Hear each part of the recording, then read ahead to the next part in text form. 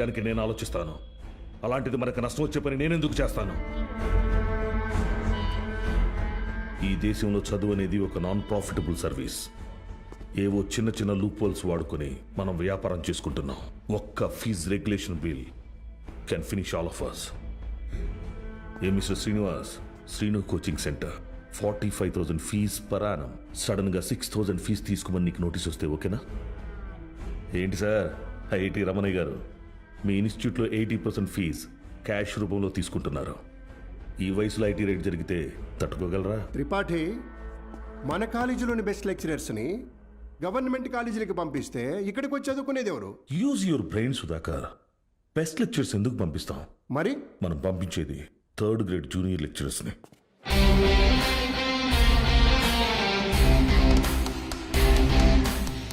senior lecturers absent అయినప్పుడు స్టూడెంట్స్కి attendance తీసుకునే వాళ్ళు